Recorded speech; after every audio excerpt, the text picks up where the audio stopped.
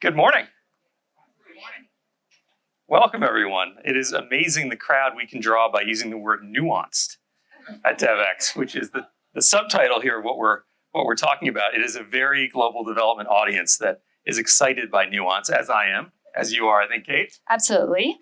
Also, maybe it was the White House Correspondents' Dinner that maybe got people's attention too. Yeah. Although I don't think the development community necessarily attends the White House Correspondents' Dinner that frequently. I did think about wearing my tux. I don't know if you were thinking about the ball gown. Ball gown, yeah. This is Devex's entry into the White House Correspondents' Dinner week, which, if you're less familiar, there's Saturday night, there's this big dinner. The president attends it. There's a comedian. It's quite a splashy thing. And it has grown over the years to kind of a moment to celebrate journalism. So basically all the major media in the United States host some kind of an event this week, usually more in the tux and ball gown kind of Yes, I think it's the chance for them to get together, pat themselves on the back a little bit. Reporters get to mingle with celebrities. But we thought there was something missing from those conversations. And, a lot of the big media, the headlines are pretty bleak, right? It's pretty depressing when you open up your news app or however you get your news. And we think that there's actually a more nuanced, layered story to tell. And that's what we wanted to focus on in this event today. That's right. And, I have a little tradition. When I go to the White House Correspondents' Dinner, I always wear my SDG pin. And I do it as kind of a test. And I'll tell you that so far, the White House Correspondents' Dinner audience is failing this test a little bit. I get almost no one who knows what it is. But I do get many people come and say, that's a gorgeous pin. What does that mean? And I think it shows you a little bit the bubble that we often live in. Even us journalists in the media world, we live in our own, whatever our beat is. And we want to talk about the global beat today because we think it's important that the development community, that the stories that you all know and work on every day are part of this larger narrative. And there's a real loss when it's not, right? When the narrative is nothing works, the rest of the world is failing, there are no solutions, maybe America should withdraw, maybe the Western world should withdraw. That narrative really matters. And we're going to get into that today with a number of leaders who work across journalism and communications. And it's a fantastic group, as you will see. Yeah, really excited. We have a really great lineup for you. So we have a few conversations. We also will conclude the day with some a networking lunch. So please stay with us. Before we kick off, I do want to thank our presenting partner, CARE. You'll hear more from them a little bit later in the program. And also thank you to Microsoft for hosting us in their space today. Yeah. With that, I'll kick it over to you, Raj, to get started. Thank you. Yeah.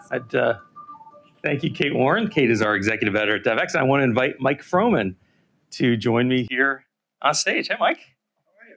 I'm great. Mike. I'm supposed to hit a button. You got it, yeah. There you go. There we go. Done. I was trusted to hit the button all by myself. That's so nice. Thank you. Mike is the president of the Council on Foreign Relations, as I think everyone here and everyone following us online knows very well. And Mike, you are the perfect person to get to sit down with and kind of just get the state of the world and what people might be missing in the sort of nuanced story, because that's what you do at CFR, right? You tell a complex, a layered story. If you look at the headlines, as Kate mentioned, it is a bit bleak. Give us your sense of the state of the world. There are some very negative things happening, of course, but give us the broader view. Well, look, I think, first of all, thank you for having me. It's a great topic and a great way of kicking off White House Correspondents' Week. So thank you for having me. It is the most complex international environment I think we've faced in 80 years. And complexity can pose challenges, but also pose opportunities. And I think each of the major challenges that we're wrestling with also come with those opportunities. So if you take Ukraine, for an example, terrible situation, but it's probably brought the U.S. and NATO closer together than ever before. It's probably brought Europe together in ways that they've never been able to cooperate before, and really seriously considering foreign policy and defense cooperation, which have always been difficult for the Europeans to do. I think we've actually enlarged NATO with two more countries, Finland and Sweden. And there's, I think, stronger alliances as a result of this. You hate to have to go through the tragedy of the war, the tragedy that the Ukrainians have had to deal with in order to achieve those objectives. But many of the objectives that we've long sought, strengthening NATO, expanding it, getting other countries to play and participate more actively, have been achieved by virtue of that. And I give great credit to the Biden administration that has really put an emphasis on alliances and partnerships in what they've done in each of these areas where there's challenges. Same thing I could think you could say about the Indo-Pacific region. Obviously, a lot of challenges between the U.S. and China right now, economic, political, military. But there's been also a lot of creativity around bringing together the Quad, Australia, India, the U.S., Japan, around negotiating really a very cooperative agreement between South Korea, Japan, and the United States, which a decade ago would have been seen as highly unlikely. Having this summit here the other day between the U.S., Japan, and the Philippines, sort of extending that cooperation. So, while on one hand these challenges are really very serious and you can see them through a very negative light, at the same time, it's given us an opportunity to really further develop the international architecture of cooperation, alliances, and partnerships that I think will hold us well going forward. And I think there's a connection, right? Because that idea that international cooperation is a good thing, that partnership is a good thing, that we want to expand that circle, is not universally agreed upon, right? It's not as though everyone thought NATO growing is a good thing or the U.S. partnering with more countries in the Indo-Pacific is a good thing. And I think part of it is connected to this broader narrative that, everything is so hopeless over there, maybe we should come back and just focus at home. You obviously were a senior government official in the White House, U.S. Trade Representative. You deal with a lot of people who are policymakers every day. Do you hear that tension, that thread in terms of how people view the world outside these shores? I do, and it's across the country. Now, on one hand, isolationism is nothing new. It's been an undercurrent of American history really since the founding of the country. Right? George Washington and his farewell address, warning of entangling alliances. Certainly the period between World War I and World War II, Charles Lindbergh and the American First movement. A lot of the same themes that were talked about then are now being echoed today in the discussion. So it wasn't inevitable that the U.S. would play a leadership role internationally. But I think over the last century or century and a half, it's become evident that the U.S. has to, and that the two oceans don't protect us from what's going on in the rest of the world. Some of that's around security issues, World War I, World War II, the Cold War, what's happened since. Some of it's around development issues and the issues that you and this group very much focus on, the transnational issues of pandemics, of climate change, of transnational challenges that very much affect us here, regardless of where they're happening around the world. And I think we have to keep on reminding people all around the country why it matters. Why does it matter what happens in Ukraine for them and their daily lives? What could go wrong if Ukraine doesn't prevail in this conflict? What kind of spillover effects could that have? What kind of lessons could other countries learn from that example? You would think, having just gone through a once-in-a-century global pandemic, that the notion that our interests were integrally related to the interests of people around the world would be sort of accepted as just fact. But people's focus and attention is relatively short. And I think we need to keep on reminding folks what's really at stake in American engagement and in American leadership.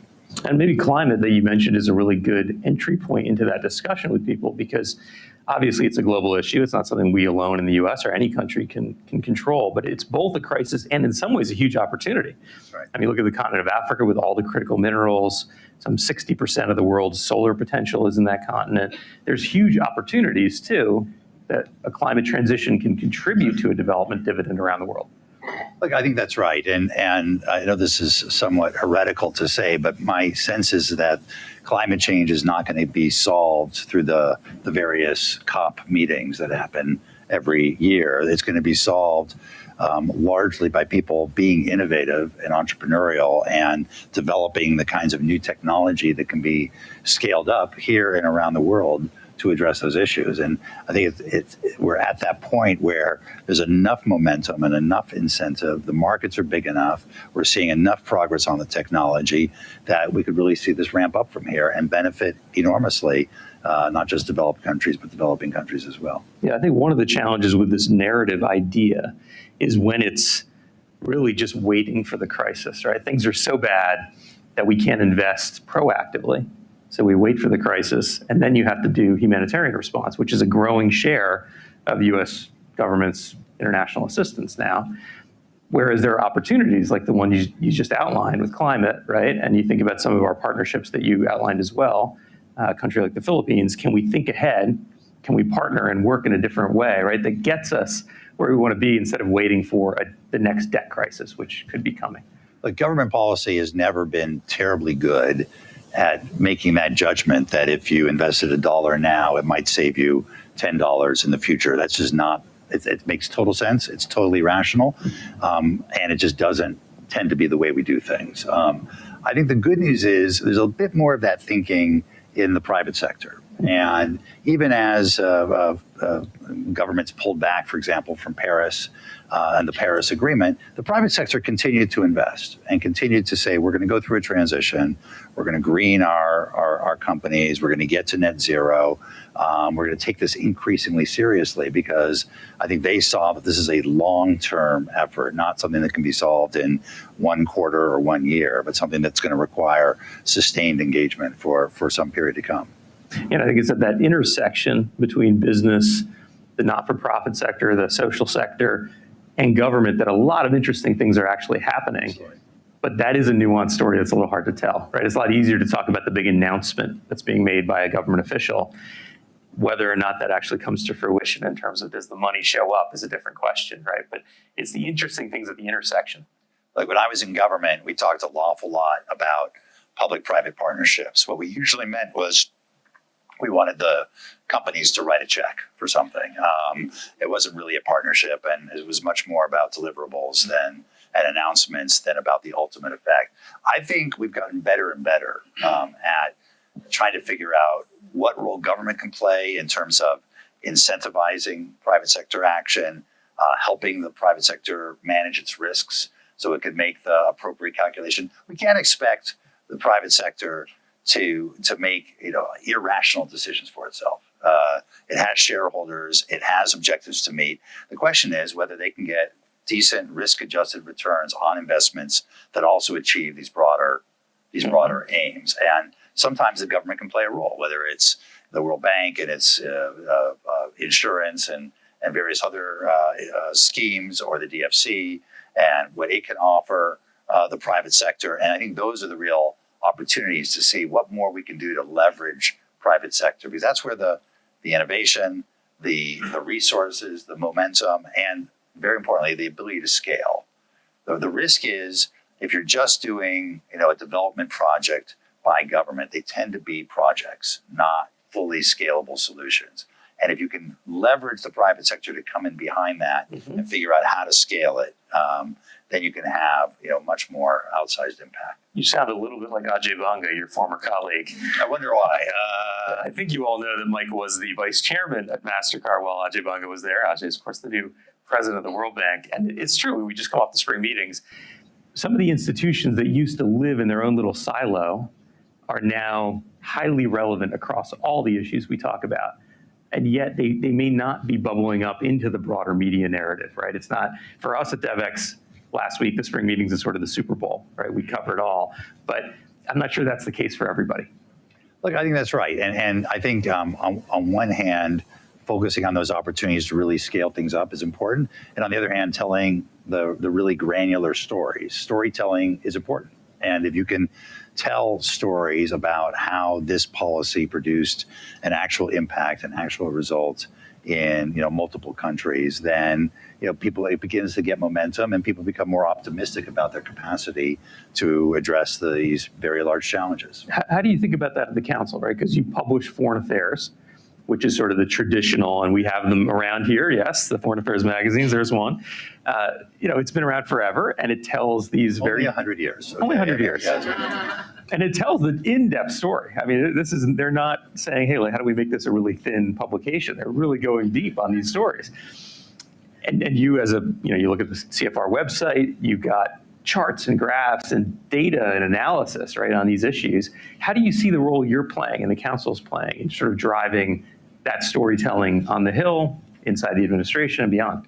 So I think we've begun doing a lot of that, and not just being a place for, the foreign policy experts, but for the foreign policy interested, and not just focusing on policymakers in the executive and in Congress, but also on community leaders, religious leaders, local and state officials, local journalists, the general public. The website, the podcasts that are really directed towards getting the content out to a much broader audience around the rest of the country. And ultimately, students and educators. We have a whole program of producing curriculum support material for high schools and colleges on various foreign policy topics. I think we're at the initial stages of all of these things. We have a lot more to go to really scale it up. But the audience has become much broader, and that is much more important because, as we've seen, to go back to your question about isolationism, we need to be out there around the rest of the country. It's not enough just to talk to elite audiences. It's important to talk to the whole country, and by the way, get their views too. It's a dialogue, not a one-way street, as to how they're thinking about the world, how it impacts them. Positively, negatively, what their concerns are, and then work on where the policies might take us in addressing those. How concerned are you about this isolationism trend? Do you think it's likely to be a blip that we'll get through it, or is this like the 1930s? Like, is this a longer political trend that we may be facing? Well, we got through it in the 1930s, unfortunately, by going to another world war, and it took that to really shake people's consciousness about how important it was that the U.S. Be engaged. I'm hopeful that we're able to get through it, but I think it requires us to have much more honest conversations with each other and with the rest of the American public. One thing we're really working on is as a discipline, is to think about trade-offs. Right? The U.S. doesn't have to lead. The U.S. could withdraw, but it comes at a cost. And making those costs explicit. What does it mean for us not to lead on international economic policy? What does it mean for us to not support NATO and Article 5 and the commitment to come to each other's defense?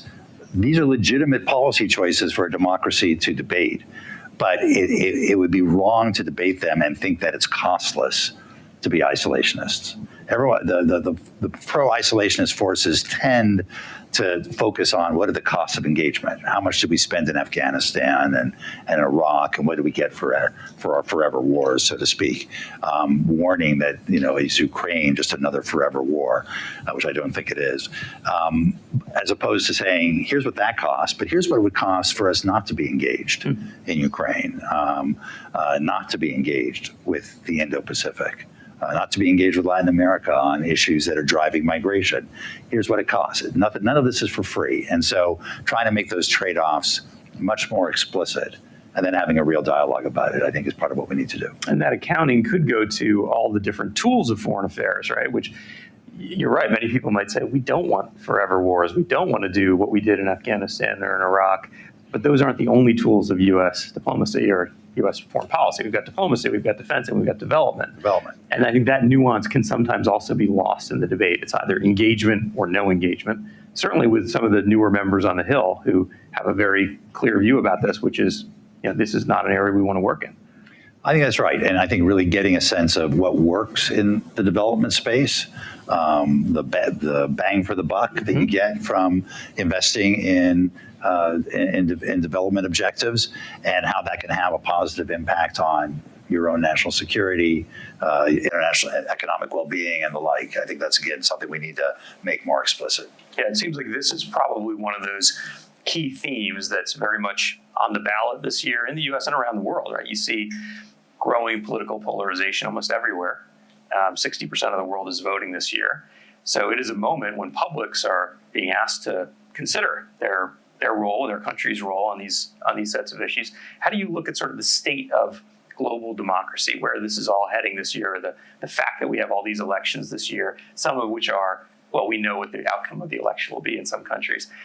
How do you look at sort of where that is evolving? Yeah, well, look, there's a lot of reasons to be concerned, but I think we should also, step back and also celebrate the fact that 60% of the globe is going to elections. Sometimes we lose track of just how much progress there's been historically. And I look back centuries. There's almost no economic improvement, until the Industrial Revolution. It's only been in the last couple 100 years that we've seen dramatic economic improvement, dramatic increase in development outcomes and human development objectives. And that's real. And that's real. We want to make sure we continue that momentum. Same thing on the democracy side. The democracies, the elections, some of them are imperfect.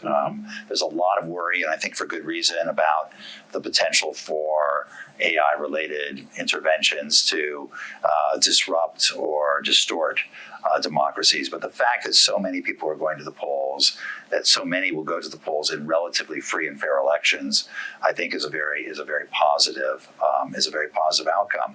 And I'm optimistic. I'm on the optimistic end of the spectrum on democracies, because as messy and as sometimes dysfunctional as they can appear, including our own, I'd much rather have our dysfunctionality than the isolation, the closed nature of information sharing, and the dysfunctionality of autocratic governments. And we have great case studies, unfortunately, of the last couple of years. China's mishandling of COVID and Russia's tragic decision to go into Ukraine is two examples where autocracies failed. There was no feedback loop, no opportunity for experts and for the public to put a check on government policy. And as a result, I think they really made terrible mistakes that weren't just accidental. I think they were part and parcel of the system. Democracies get lots of problems, lots of challenges, but we have those self-correcting mechanisms that allow us to, I think, avoid those very significant mistakes. Even here, the fact that Congress finally voted, the House finally voted on Saturday for the Ukraine, Israel, Taiwan bill, I think is a very positive step that took a while. It wasn't clear what the outcome would be, right? It wasn't clear what the outcome was going to be, but at the end of the day, as Churchill said, we will do the right thing after exhausting all other alternatives. And this is another recent example of how we've done that. Yeah. I mean, you mentioned the geopolitical contest with China, obviously with Russia. A lot of people are asking themselves, sort of, is this the start of some new era? People talk about a Cold War. Maybe it's a hot war. How do you sort of think of this moment? Because obviously it has huge implications for the issues we're here talking about today, right? If you think about the last Cold War with the Soviet Union, it was great for spending levels and foreign assistance, but maybe not for effective development aid. How do you see sort of this era that we're moving into? So, I mean, there is a return of great power politics, certainly. And if we look historically, the Cold War, it's hard to be nostalgic for the Cold War, but things were kind of easy back then, right? It was clear. Us and them, it was clear, the tools were clear, there were countries in the middle that sometimes benefited from that and sometimes were fought over and did not benefit from that. Lasted for 40 years, bipolar, over. There was a post-Cold War period, which was sort of a unipolar moment, not necessarily American hegemony, but the values of liberal market reform generally won out the day over communism and alternative. This was forms. the end of history. The end of history and all that. That lasted for 30 years. Mm-hmm. That's over. What we have now is more complex. It's not multipolar, in my view. It's not like you have 3 or 4 groups of countries that do everything together. It's what I call polyamorous. Right? It's, India loves the U.S. for our technology, our civil nuclear cooperation. They love Iran for oil. They love Russia for munitions. They love and they hate China, depending on the subject and the time of day. And you can take all of those swing states, fence-sitting states, there's various other names that have been multi-aligned states that have been suggested for them. I prefer polyamorous because everybody remembers it at the end of it. It's the one thing you'll remember coming out of here tonight, believe me. What that means, though, is that it's much more complicated for the U.S. and others to act. because you can't, a relatively small number of countries you can count on that are going to be with you on every issue or are going to be against you on every issue. And there's much more emphasis on variable geometry, as the Europeans used to call it, or coalitions of the willing around one subject or another. And talk about nuance. We're going to need a nuanced foreign policy that recognizes that we can't ask countries to be with us or against us, because they're going to be with us on some things and against us on other things. And therefore, we're going to have to be much more nuanced in our diplomacy, our use of development assistance, how we sort of use our soft power techniques to bring countries into our origin, how we use our economic power in new and differentiated ways to give incentives for governments in other countries to cooperate with us. We're still, in my view, the number one power in the world across all of these dimensions, including very importantly, soft power. No one is wake up every morning eager to send their children to China for education, or pouring over the borders of China in order to try and illegally, migrate there. People want to come to the U.S. They want to come to school here. And very importantly, what the U.S. has that no other country has is this ecosystem around entrepreneurship, innovation, research and development, first-class universities, risk capital, which makes this the place that entrepreneurs from all over the world want to build their companies. And that is a huge magnet. And if we could just figure out how to make that a tool of our foreign policy or our development policy, how to offer that in a way to the emerging markets and developing countries, I think it could really put us in a very different position. I don't think we need to compete with China on the Belt and Road Initiative.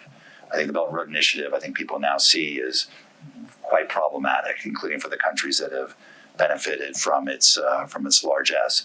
I think we can compete on a whole different level that plays to our strengths, which is not just how many dollars can we put out, but what kind of dollars, what kind of access, what kind of cooperation we can do with countries and governments and private sectors from around the world. Hey, as you say, it's a complex world now, and there are alternatives, right? You look at the case of Niger, where they had a coup, and this is one of 7 Sahel countries that had a coup in the last year, and they can get support from Russia. There's people waving the Russian flag, right? And the U.S. had invested a lot, both through development and through defense, right? There's a U.S. military base that's now going to be shut down. So, as you say, the situation is complex. It's not so obvious that we can just assume everyone wants to work with the Western approach to development and diplomacy. And in fact, I think a lot of that is what's behind the idea that we need to change the way we work and be more localized and bring a different set of values to the table, not be so prescriptive. I think that's probably right. I mean, there's this axis of China, Russia, Iran, North Korea. It's not as though it's putting up an alternative to the American approach. It's just trying to weaken the dominance of the American approach. And it's working in many countries. I think that's something we have to watch out for. People will have alternatives. I think people will still be looking for, okay, well, is there an alternative? Is there an alternative approach? Or is it just sort of we don't want to be part of that world, but we're now not sure what world we're a part of. And I think that's more likely to be the case for now. That puts the onus on us to be smarter, be more proactive, be more nuanced in how we approach these things, so that we can continue to work constructively with these countries, where they are and how they are. Well, I can't think of a better way to have kicked us off than that discussion. Thank you so much. Please join me in thanking Mike Froman.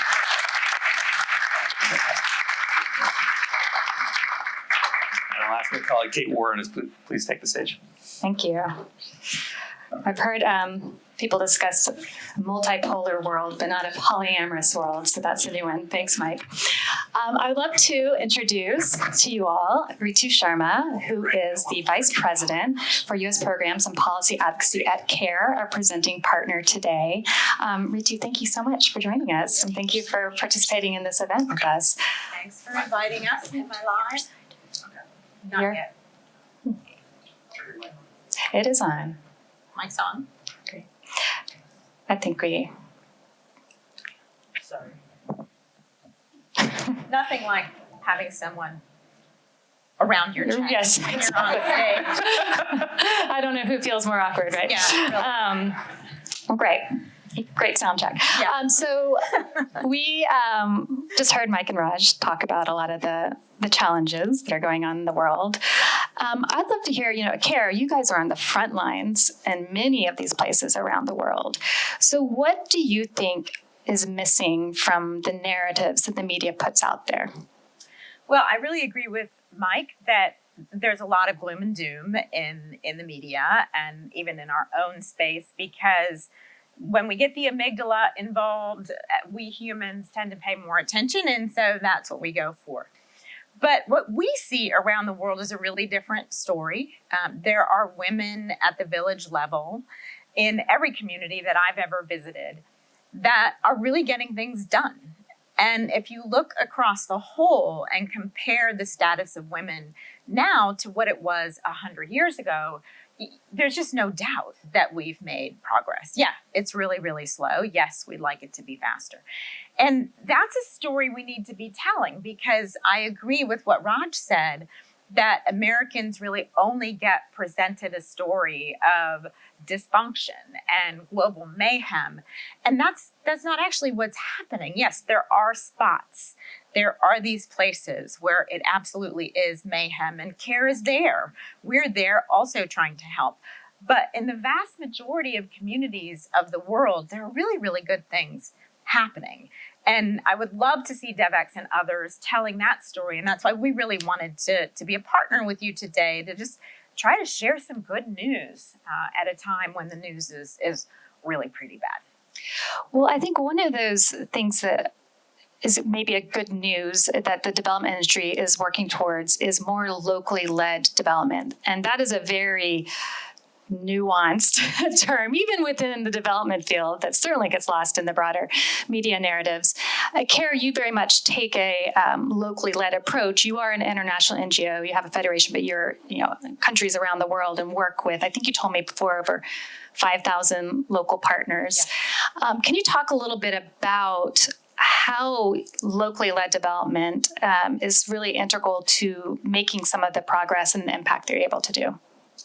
So the first thing I'd say about locally led development, I really like that phrase as opposed to localization, because localization, I think, means you just take USAID cooperative agreements or contracts and you just move them. And that's not what we want. We actually want locally led development.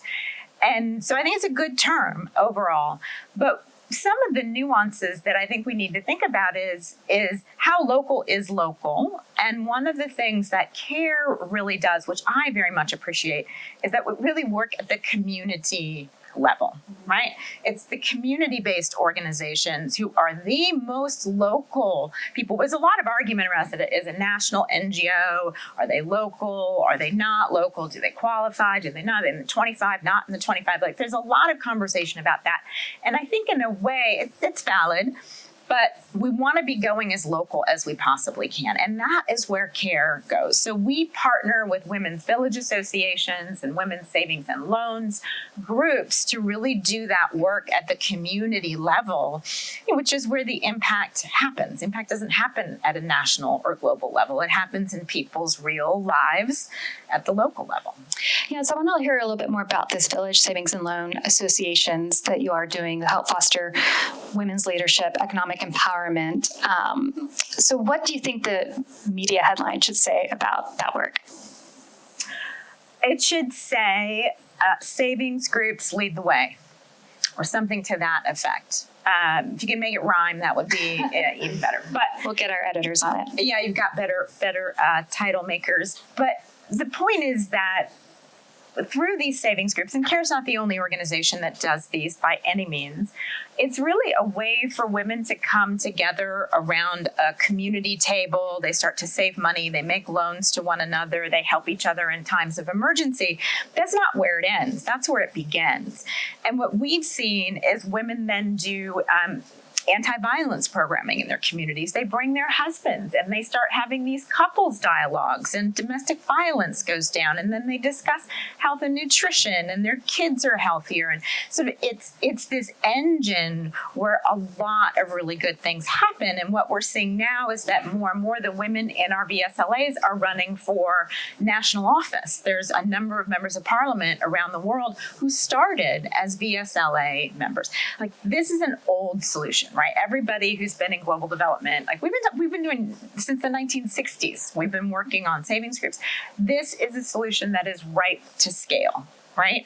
And that's what government is good at. Government is good at taking a locally tested solution and scaling that.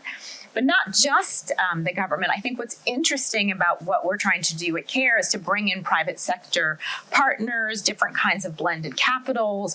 Is there a way we can attract the private sector to financing these at a much, much larger scale? There is money to be made here, not exploitation to be made, but there is profit to be made. How do we bring those things together? Yeah, I know Mike Froman earlier was talking about private sector, not just when we seen as a checkbook, but a true partner that can help scale. Checkbook is the best.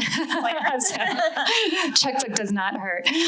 We'll talk a little bit about government. You are co-chair of the MFAN, Modernizing Foreign Assistance Network, for those who aren't familiar, where you advocate for more effective and accountable U.S. foreign assistance. So what ways do you think the U.S. government can better support and scale up these solutions? And how do you see the narratives we tell either helping or hindering those efforts?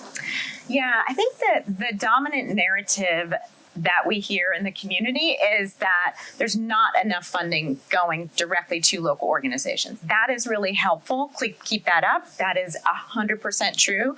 We at CARE recognize that we're not getting enough of the resources local. We're changing our processes and our habits internally to address that. That is the most important thing to keep saying. And in solidarity with our partners from global majority countries, we've had the grand bargain has been around for decades. Like, the resources haven't really shifted. And so let's get real. That has to happen. And so that is a helpful part of the narrative because it keeps the heat turned up. The other aspect of it is that sometimes it's presented as a battle between like the INGOs and the beautiful local partner, right? Both are good and both are needed in the ecosystem. Right? So one of the things I am really excited about what CARE does is we work with local partners in social movements, and we then help them get onto a global stage. We take them to Geneva. We bring them to Washington, D.C. They come with us to the White House and Capitol Hill. That's the role an INGO can play, right? We have access to those spaces. And so if the nuanced story could be a little bit more about what are the appropriate roles for these different actors in the space, as opposed to it's one or the other.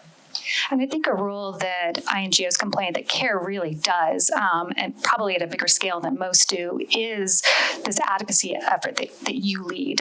You have a large team that's focused on advocacy here in the U.S. So maybe talk a little bit about how you see advocacy being an important component of your overall implementation and program work globally. Yeah, and just a shout out to the advocacy team who's here. They made this happen. Thank you for doing that. So I would say a couple of different levels. CARE has been working in many countries for decades, 50 years, 60 years, 70 years. And over that time, we've established trusting relationships with government officials who will never open the door to a local partner, like to a local women's rights organization. It is our job to be an ally, and this is exactly what allyship is, to use our power and privilege to open that door and bring those local movement actors with us. And I can't tell you how many times I've traveled to a capital and I say to the country, please use my trip to open as many doors as you can and bring in local partners. Like somebody is coming from Washington, D.C., right? So not glamorous, but doesn't matter. It opens doors. And then at the international level, I think that we have, CARE has a lot of heft in its brand identity. We're really blessed to have that. It's come over a lot of years of work.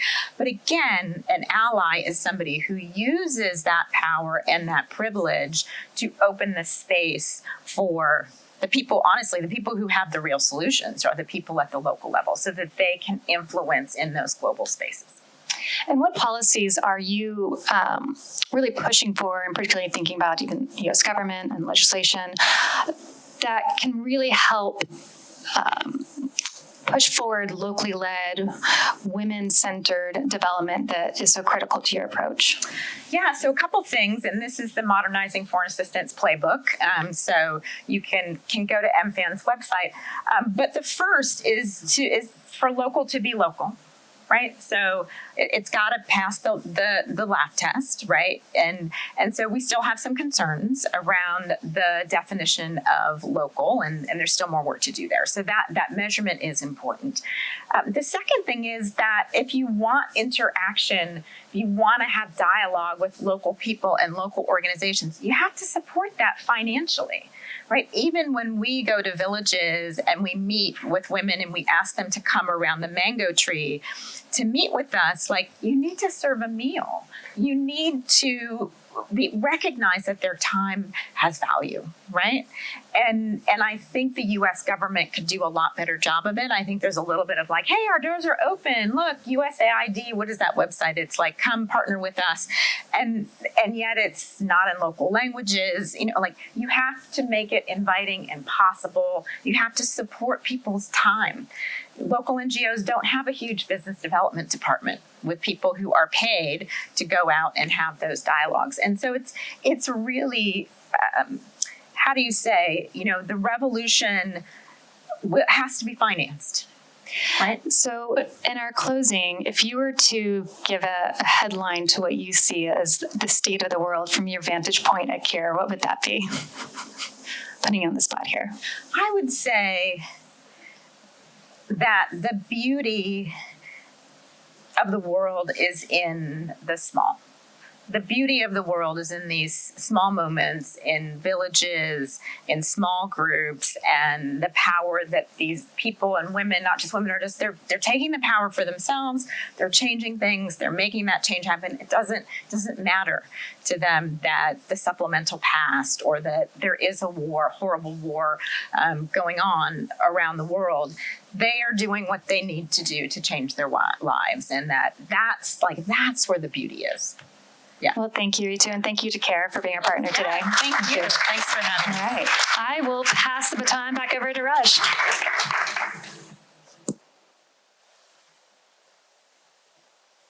Thank you so much, Kate. And I am pleased to welcome Melissa Fleming to join me on stage. Hi, Melissa. Great to see you. Great to see you. And I love that headline from Ritu, the idea that the beauty is in the small. I think that's really true, right? A lot of, and we all know this from our work and our experience, right? There are many amazing things happening when you can get down and actually find them and see them. But the big picture narrative is often the opposite of that. And I guess you have to deal with some of the downstream effects of that big narrative, right? Melissa is an Undersecretary General at the UN. She leads the Department of Communications there. So you're thinking about and living with a lot of the narratives that come out of the city, for example. How does it affect the UN and the work of the UN when the narrative is not nuanced, when it's very simplistic, that kind of, the whole world is falling apart? How does it affect your work? I mean, on one hand, one could argue that it's helpful to say the world is falling apart because the UN is often positioned as the place where these kinds of problems are solved. And quite frankly, the world is in pretty bad shape.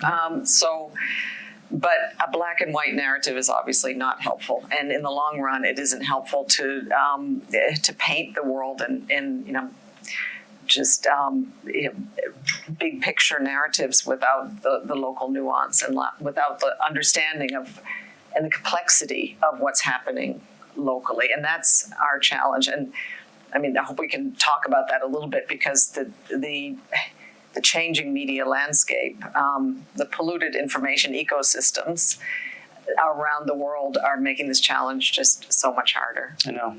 I was actually at a dinner party a couple of nights ago with an African leader who lives here in the U.S., and she said, when I was a student here in college, there was this very simplistic narrative about the developing world, right?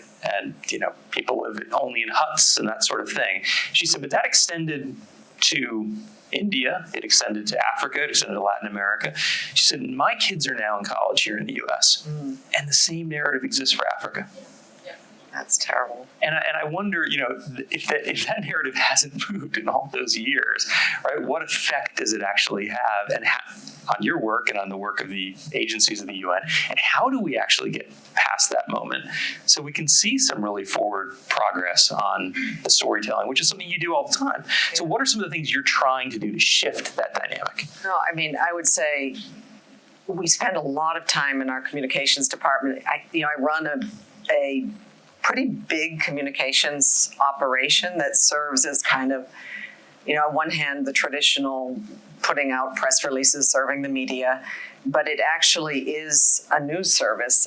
We have a news wire. We distribute video en masse, also audio. Our photographs are available. All of it is available for free.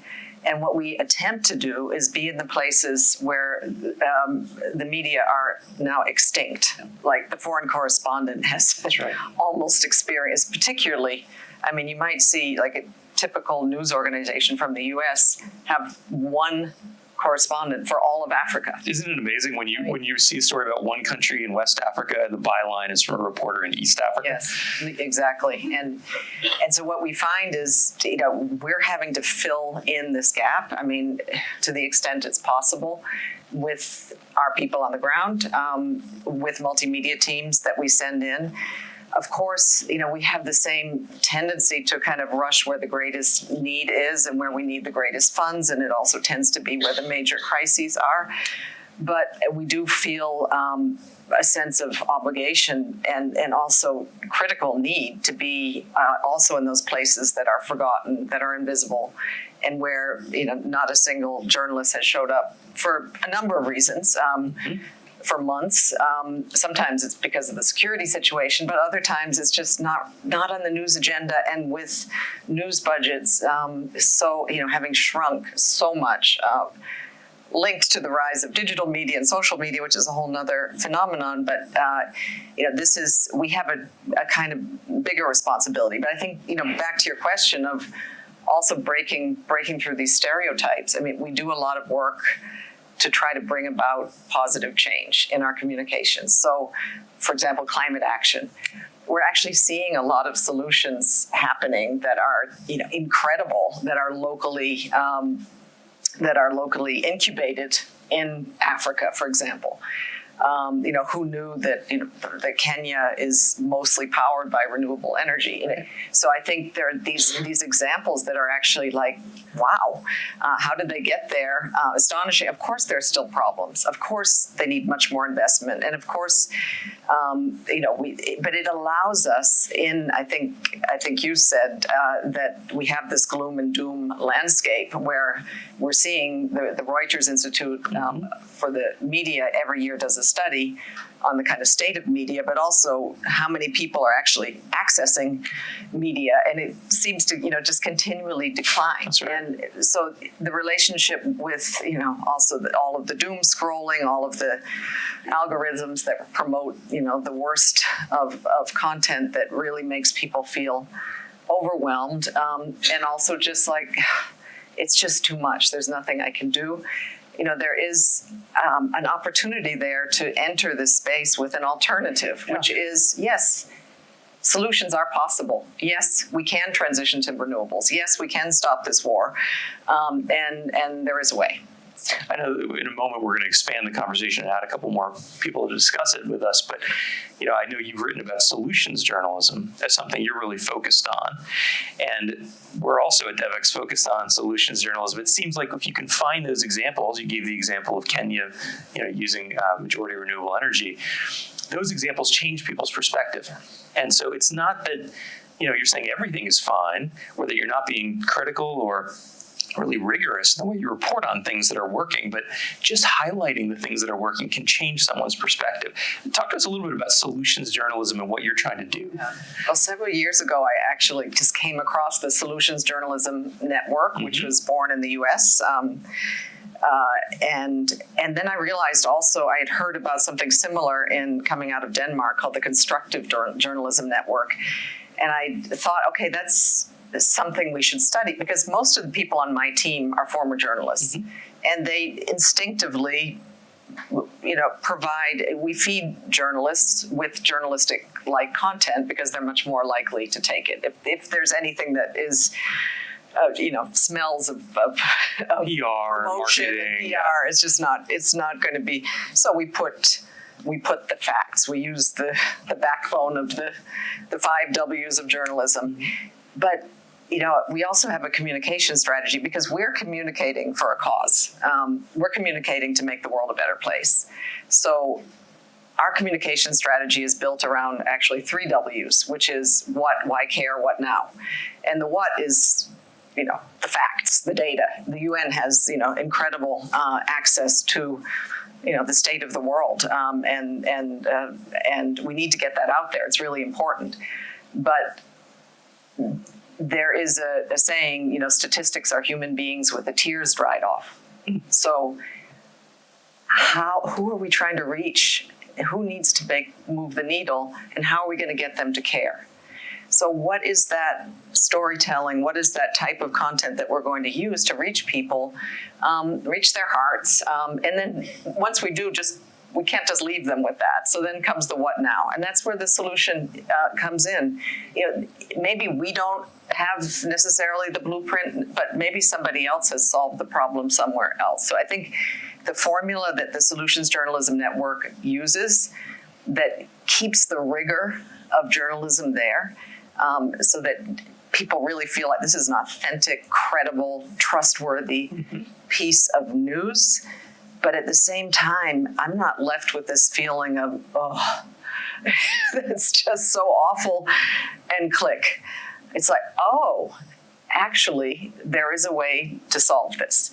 And it's hard, but the Solutions Journalism Network and in the movements in Europe, they found that the newsrooms who have adopted this, the readers or the viewers stay with them longer and come back for more. So there's evidence that this works, and I think we adopt it in speeches as well. And it's a formula that is just, if we're going to change the world, we need strong communications, and we need people on board. Yeah, I think the audiences are hungry for it. They really are. I want to expand the discussion. You stay where you are, but I'm going to ask my colleagues to bring up a couple more chairs, and we're going to invite Amelie and Sami to join us on stage. Oh, thank you. Amelie, come and join us here. Great to see you, Amelie. Please. So we're joined now by Amelie Badeau, who's the Chief Operating Officer of the International Fund for Public Interest Media. Thank you for being here. And Sami Mahdi, who's the co-founder and editor-in-chief at Amu TV. If you're on your phones, I might think you're not paying attention to the discussion, but you can use this moment to check out amu.tv if you want to see what we're talking about, because a lot of the conversation you just heard might be really relevant to what you're doing, Sami. Maybe tell a little bit of the story behind Amu TV, who's watching it, who's reading it, and why you felt the need it had to be started. Oh, thank you so much for this, Raj. It's an honor to be here. So Amu is the name of a river between Afghanistan and Central Asia. We thought the 21st century is going to be the century of water and rivers. That's why we chose this name for our TV channel. We are very new, just last year on the World Press Freedom Day, we established our satellite broadcast from Virginia into Afghanistan. So our basically our primary audience are inside Afghanistan. We are not working for diaspora. Diaspora community, of course, can go online and read our stories and watch our videos. But our primary audiences are inside the country. The people, more than 40 million people who are now deprived of access to independent and credible news reporting. Our focus has been in the past 2 years, since the launch of our website, reporting on human rights issues, women's rights issues. We have, done like more than 1,000 reports on human rights and women's rights in Afghanistan. But we also tend to, do stories on daily basic issues of life. Afghanistan is not just about the Taliban. It's 45 million people. So what's happening with the daily lives of people? We cover almost everything, but it's not just about news. We do current affairs and also entertainment and educational programs. Yeah, I think often the narrative here in Washington around the situation in Afghanistan is there was the pre-Taliban and now there's a Taliban government. We sort of have an idea what that is, and we're tuned out now. We don't need to know the rest. Tell us, wake us up when there's a new change. And I think when you check out Amu TV, which broadcasts in Pashto and in Farsi in Afghanistan, but you can read it in English here, you can see a very nuanced story, right? You can get a sense of all the varying things that are happening there. What does the Taliban government think about what you're doing? Last month I was in Antalya, Turkey. There was a conference and some Taliban members were there as well. I asked him this question: what do you think about us? He said, any media company or outlet which are not under our control, he said these words, which are not promoting our agenda and not saying good things about us, is considered an enemy. So they consider us as an enemy. Unfortunately, Afghanistan was one of the most thriving had the most thriving media industries in the region. We were the freest in the region compared to any of our neighbors in Central Asia or Pakistan, even, and Iran and China, you can think about it. But now, almost 50% of media outlets are closed down by the Taliban. Over 85% of women journalists have lost their jobs. 60% of male journalists have lost their jobs. Over 300 cases of violence against and detention of journalists by the Taliban, and so on. The list is very, very long, unfortunately. And just a week ago, they closed down 2 TV channels in Afghanistan. So that's the situation. But as this conference is, I think, focused more on positive stories, let me give you the positive story. The positive story is that besides the government collapsing, the parliament collapsing, the military and police, everything, media is still there. Media is still running. And I think that's a joint product of the international community's aid to Afghanistan and the new generation of Afghanistan. We should remember that Afghanistan is not just the Taliban. Taliban never enjoyed popularity beyond 15%. It's a militant group with an extremist ideology which has overtaken a nation, a state. It's the entire country doesn't look like them, they don't speak like them, and they do not believe in their ideology. And there's an entire generation that grew up without them. Exactly. Afghanistan's a very young country, right? Exactly. And there's a generation that grew up knowing freedom, knowing access to the internet, knowing access to media.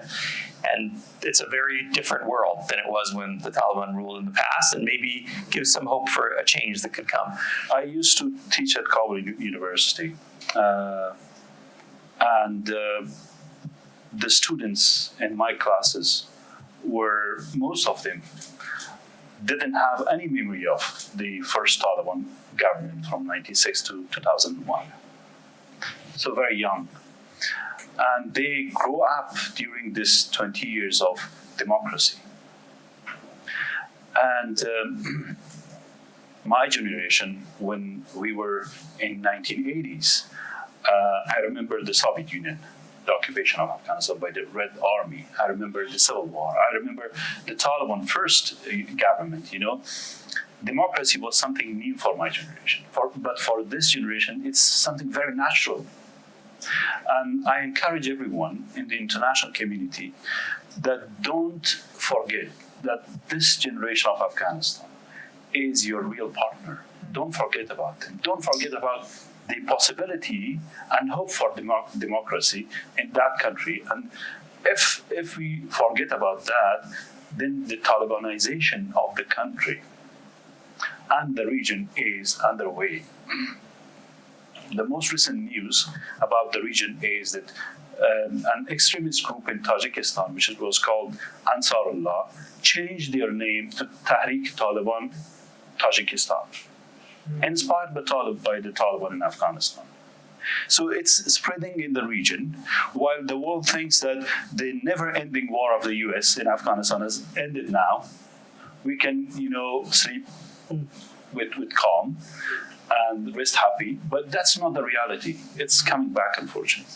So, Amelie, the work that Sami and his colleagues are doing is, I think, pretty emblematic of the kind of independent media you support. And probably some of the challenges they faced, right? I mean, think of the bravery of these journalists, many of whom are out of the country, but talking to sources in the country who are bravely sharing information.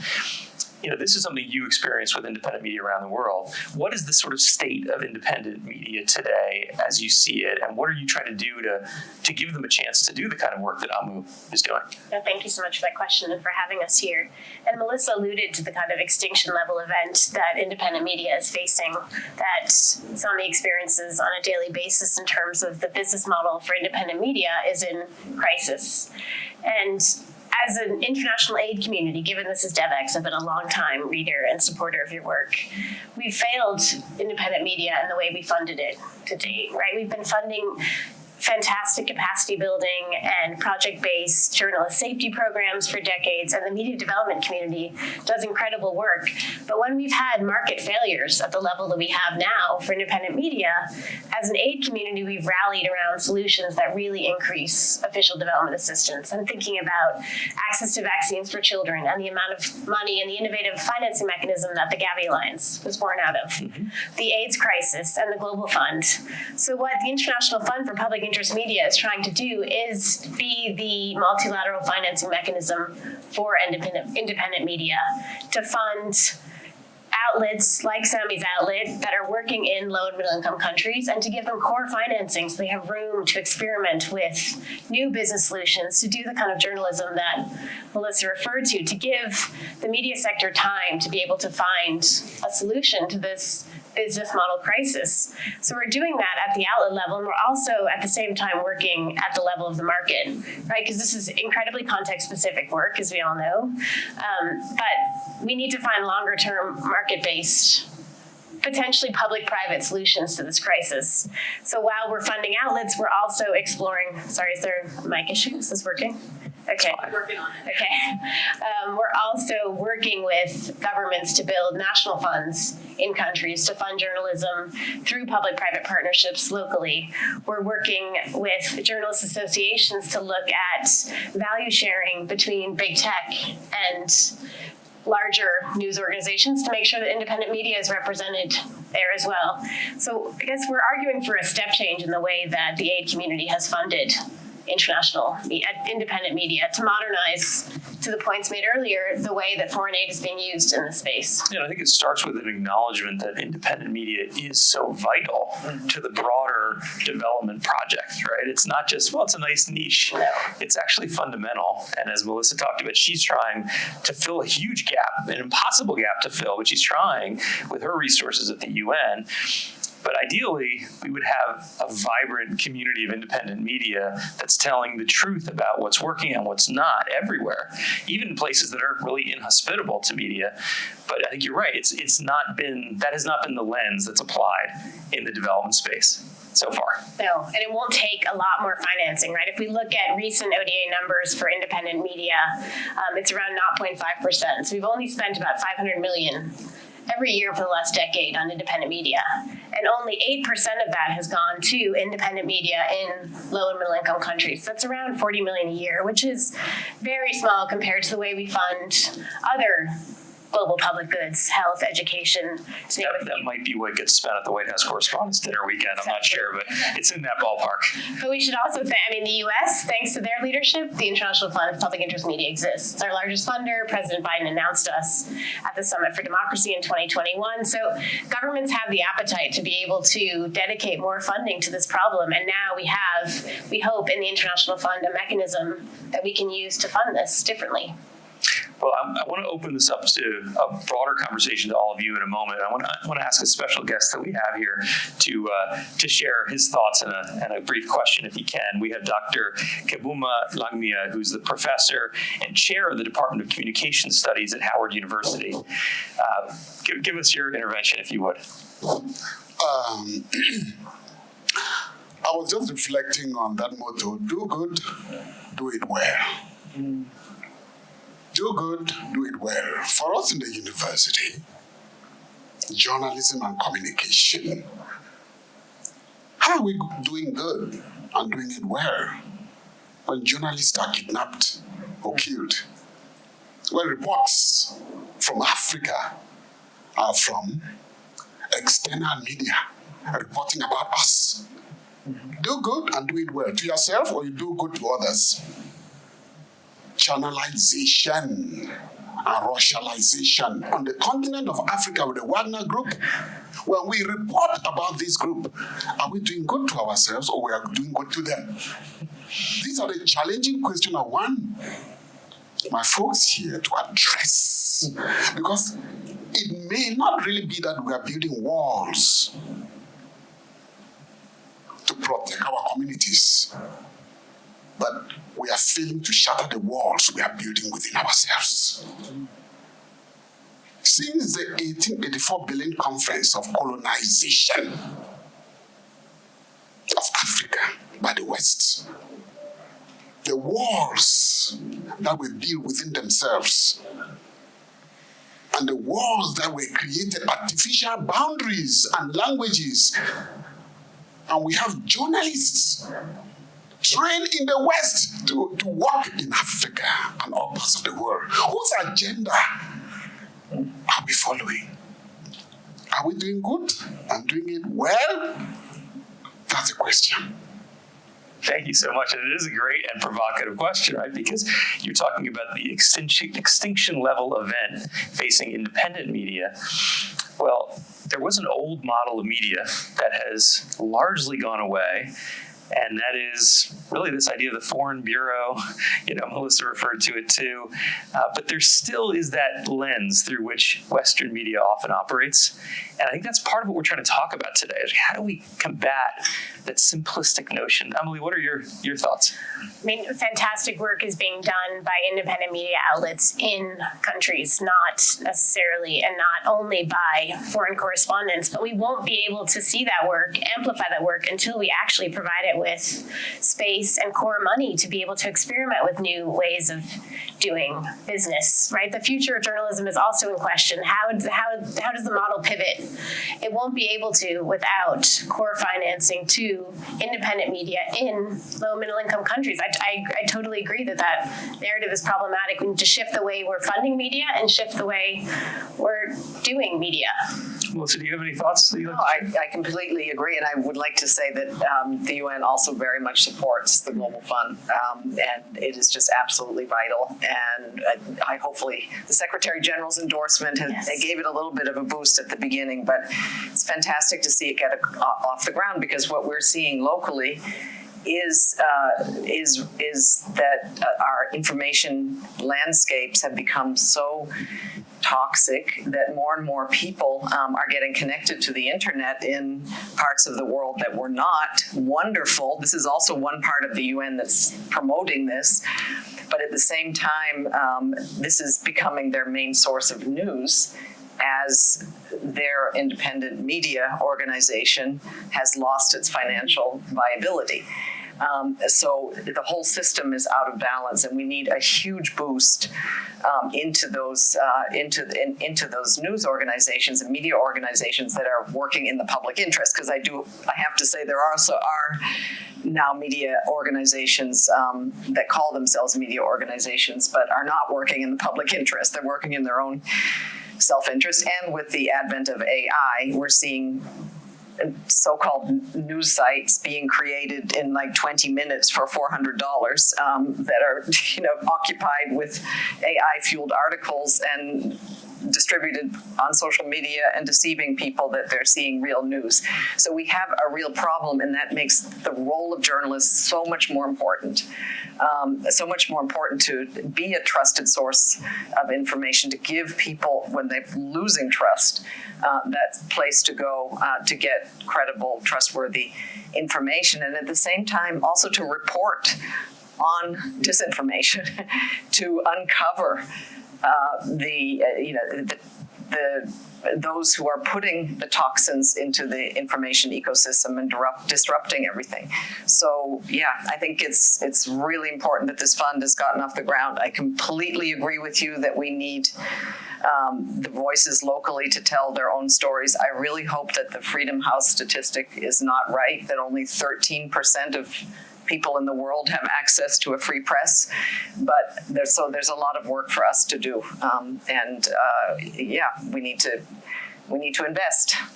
And even those who have access, you can see here in the United States, even when there's access, what a lot of people want to do, they don't want to sort of eat their broccoli, which might be the news that they need to read to know what's going on in the world. They want something else that's served up to them in a very easy way on a social media platform, but in a very simplistic way too. I want to hear from you, Sami, but I also want to see if we have any questions or comments that we can take from the audience. We've got a microphone in the back. We can take 2 or 3 while you're thinking of them. Sami, I'll just get your reaction to our question from the floor. I think we are on the same page. When 3 years ago, the narrative of Taliban 2.0, a new generation of Taliban, started on international media, and they started praising the new Taliban as the patriots who want to overtake their country, and they are changed. They are not the same people like the 1990s. New York Times, for example, I'm sorry to mention, but they run an opinion by Sirajuddin Haqqani, who is the head of Haqqani Network, without even mentioning that this guy was and is behind thousands of lives who were killed by his group. And other media outlets in the West did similar things. We journalists in Afghanistan, I was in the country, and we were amazed and terrified at the same time by the kind of platform that these individuals were getting from international media. And it was a romantic relationship between international media and the Taliban leaders. Maybe you can send a correspondent to Afghanistan or West Africa, I don't know, anywhere in the world for a week, and he or she could write a very attractive report. But how much that report really grasps the reality on the ground and the misery of people there. So that's why it's very important to support local media and people with local knowledge. Yeah, I think that's very well said. We've got a couple of different comments here from the audience. Try to keep them brief if you can, and just tell us your name and organization if you would. Sure. My name is. I think so. Go ahead. My name is Shabani Shah. I'm actually in between jobs right now. Okay. But I wanted to say thank you to Sami. I was leading a USAID project during the withdrawal, and I still have a lot of staff that are there, and I still get emails, and it's really heartbreaking. And I've been really happy to hear that your news is being broadcast there. So thank you. This is actually more related to what Ritu was speaking about earlier with regards to civil society and locally led development. I think in the interim, what needs to happen, because you're not going to get these small organizations that are going to get a ton of money. As Ritu said, they don't have business development teams. But through both of my projects in Afghanistan, we ran big sub-grant programs. So USAID gave us $10 million. They apply, we give them out. USAID's not going to care about how that gets done. They just want the burn rate. They want the money out. It's up to the implementer. It's up to the person on the ground to actually build sustainability, to actually build and strengthen civil society. And unfortunately, I didn't get a chance to launch this, but I wanted to get Ritu's opinion on kind of what she thinks about focusing on a smaller cohort of organizations and really strengthening them so that the whole notion of training of trainers actually means something. I love the question, Ritu, if you don't mind. Yes. Hear your thoughts. Yes, 100%. That is exactly what we need to do. And we need intermediary, right? It's become a really bad word. And I think that's unfortunate because we do need some INGOs to play some intermediary roles, but we really need strong local intermediaries, right? And I think that's a whole new sector that needs to be born around the world. And I think it relates to this discussion as well, in the sense it's easy from Washington to think, well, we're just going to send money locally and we're going to now have locally led development or local independent media. But you do need organizations like yours, Emily, that are there with expertise in exactly which local media have a real chance to get there and are doing the kind of quality and credible work that should be supported. And there's a balance, of course. You don't want this to become something that you're driving and leading. You want the autonomy to exist in the local organization, but there's a sense that you need all these elements in that ecosystem. I see you nodding, but what do you think? Definitely. And the way we've designed ourselves, right, we're not designing ourselves like a traditional multilateral financing mechanism based in one country and then deploying money in the countries where we work. We've set up strong regional teams with expertise in independent media and in media development in each of our regions. And those teams are working with, they're sourcing, we also use open calls, we also get referrals, but they're working with independent media outlets on the ground to ensure that our financing is context specific, it's actually meeting the needs of media itself, and that it's core financing, which I think I can't emphasize enough. Like we do so much project specific financing and development in every sector, and it's really critical that we give grantees the space to be able to experiment, and they have the solutions themselves, but often don't have the time and bandwidth to be able to implement them. And if you want to get the business model going, you might have to do a lot of granting up front, but ideally you're working with these partners to figure out what could a sustainable model look like over time, even if it's only part of their total revenue, right? And it's Sami, that's something you're working on at AMU. Yeah, at AMU, after the collapse, more than thousands of journalists had to escape the country. There was no way to stay there and continue their work with grace and dignity. So we thought it's an opportunity to bring these voices together and build a new organization for them. That's why we are here now. But we have a very small team here. We are just 10, 11 people here in Virginia. The most reporters are still inside Afghanistan.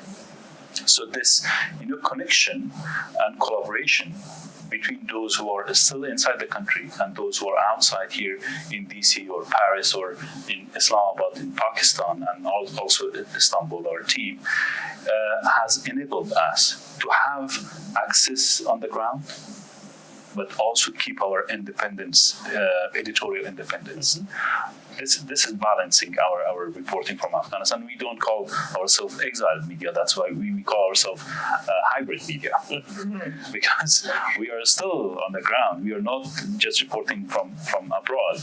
Our every single report comes from within Afghanistan, and we have reporters and freelancers.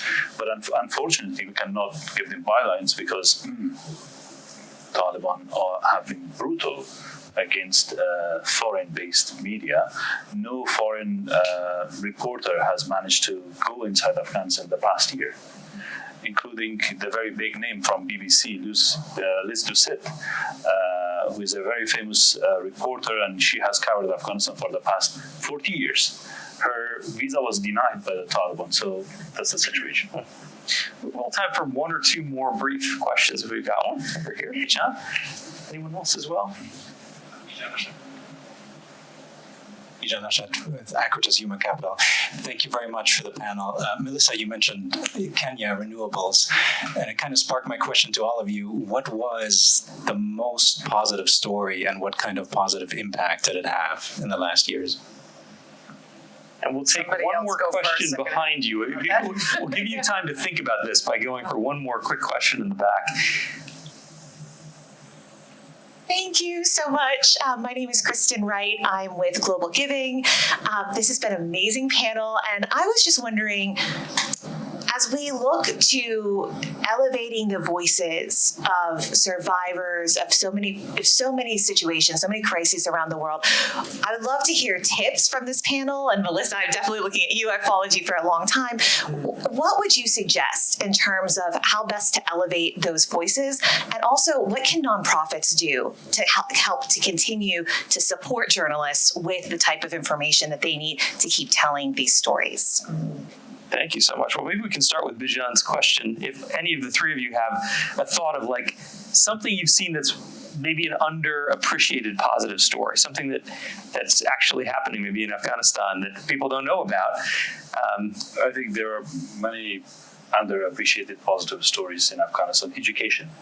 In the past 20 years, we had over 10 million kids going to school, and 4 million of them were girls. Now Taliban have banned girls, of course. But if you see protests against the Taliban draconian laws and policies in Kabul and other cities, it's because of that education. We didn't have these kind of protests against the Taliban in 90s. There were women, but we didn't have. It's because a new generation of very well-informed young girls and women are there. That's one thing. The second thing, media was a very big achievement for Afghanistan. And I think, as I mentioned before, still it's there. It's under a lot of pressure, of course, censorship by the Taliban, but it's still there. And also, belief in democracy is an underappreciated fact in Afghanistan. People all across the country went to vote. It was the leaders who cheated, It was not the ordinary people. So the concept of democracy is appreciated by ordinary people in Afghanistan. But we have underreported this fact and achievement. Do either of you have a story like that you want to share, or we can also go to Kristen's question? I would just say one general thing. I mean, there is a revolution in renewables. It is sweeping the world, and some compare it to as big as the Industrial Revolution or the digital revolution, and even faster. And yet, what we hear, especially because fossil fuel companies are pumping billions into the information ecosystem, that is saying that they're not viable, and that you're going to have to give things up and what you're using, et cetera. We're not really aware of this, and unfortunately, it's not enough either. But still, it's happening, and it's being driven by by people who have seen the light, who see not just that we have to switch to renewables to save our planet, but also that it will benefit us in so many ways, health and economically, et cetera. So I think there's so many stories to tell, and the more we can speak about what is already happening and being mobilized, it will become a catalyst. So we're starting a new campaign. We started it yesterday on Earth Day, called The Future Thanks You. And it really is a way actually it's informed by disinformation narratives. But it is not going there. It's not like fact-checking or debunking, but it's providing an alternative to why renewable energy is the way to go, why actually solar panels do collect energy even when it's raining. So, get on board in the future things. So you'll see this out there, and working with partners all over the world, media partners, influencers, mobilizing social media to really the people who want a healthier, cleaner, more peaceful and better world are more than those who don't. And I think that goes to your point. So I think it's we need to band together, and we need to mobilize people, and we can create these movements. So maybe that also answers your question. Thank you, Melissa. Emily, do you have a last thought? I mean, just that there are so many exciting new models of journalism as well. So we support an outlet called Mutante, which is based in Bogota, that has been experimenting with participatory journalism. So sourcing stories from the public, getting expert opinion, and then actually doing journalism with public input directly. I think that is an incredible new model and has a lot of potential. And those are the kinds of exciting stories that we see every day alongside the more starker stories of the kind of fate of independent media unless we do something. I also just wanted to also thank the UN in terms of advocacy efforts that the NGO community can do, but also that the United Nations can do. The power of the Secretary General's endorsement for the fund was huge, and Melissa, your particular support has been just awesome. So there is a ton of hope and change, and potential to really solve this problem. We haven't talked as much about technology, but that's one of the things that gets me excited. Obviously, things like AI can have a negative side, right? But there's this recent story about the most dangerous migratory pest in the world. Anybody know which pest that is? Locusts. And locusts have been a literal plague in much of the world for a long time. And now using satellites to see where they're growing, to using drones that can map out the locations where there's swarms forming and even spray pesticides against them. Countries like Somalia are fighting back, and it's actually starting to work. And there are lots of stories like that.